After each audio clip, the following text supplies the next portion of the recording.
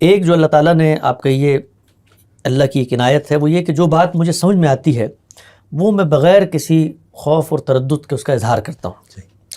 تو جس وقت غامدی صاحب کے افکار و نظریات سمجھ میں آنے لگ گئے تو اس کا میں نے اظہار شروع کر دیا. کراچی میں کلاس روم میں کہیں اجتماعات میں موقع ملتا تھا. شروع میں بلکہ میں آپ کو ایک دلچسپ قصہ بتاتا ہوں جس نے میری زندگی پہ بڑا اثر ڈالا. شروع کے چند مہینے کہیے یہ تھا کہ اصل چیز تو نظریہ ہے نا.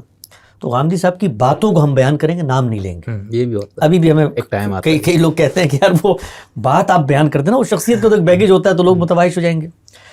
تو مجھے پہلی دفعہ زندگی میں کسی پروگرام میں مدعو کیا گیا ایبٹ آباد کے اندر، اور بہت ہی ابتدائی زمانے کی، بخیر 2006 کی بات ہوگی، میری عمر اس وقت کوئی اتنی نہیں تھی. تو وہاں بڑے بڑے اشتہارات لگے اور فلاں کا نواسا، فلاں کا پوتا، یہ اور وہ القابات، اور یہ نوجوان آ رہے ہیں یہ وہ. تو اب ہم سن رہے تھے غامدی صاحب کو، ان کی وہ میزان کی کلاسیں بھی 200 سن چکے تھے اور بھی سب چیزیں.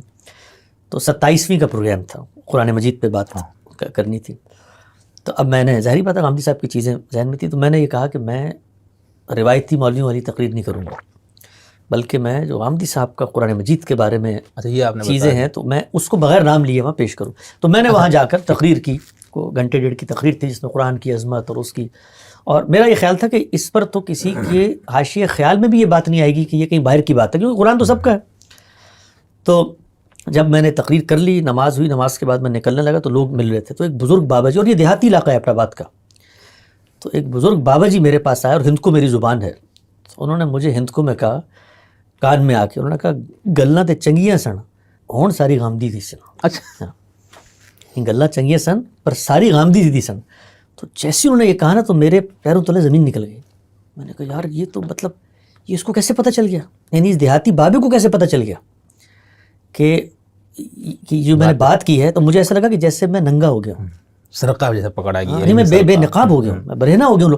یعنی میں جس چیز کو چھپانا چاہتا تھا وہ اللہ نے کھول دی. تو مجھے اتنی شرمندگی ہوئی، اتنی شرمندگی، میں کئی دن اور کئی رات پریشان رہا. یہ میں نے کیا کیا، یعنی میں منافقت کر رہا تھا. ایک شخص کا نام نہیں لینا اس لیے کہ لوگ اس کے بارے میں کرائے رکھتے ہیں، اس کی بات بغیر نام لیے بتا دیں. تو بس اس دن میں نے تہیہ کہ میں نے کہا جو بھی ہو جائے، چاہے زمین اوپر ہو جائے، آسمان نیچے ہو جائے، اپنے ساتھ چھوڑیں. میں تو اب جو بات سمجھ میں آ گئی اس کا نام لے کے بات کروں گا اور شروع کروں گا اس کے نام سے، چاہے جو بیگیج ہو، جو نفرتیں.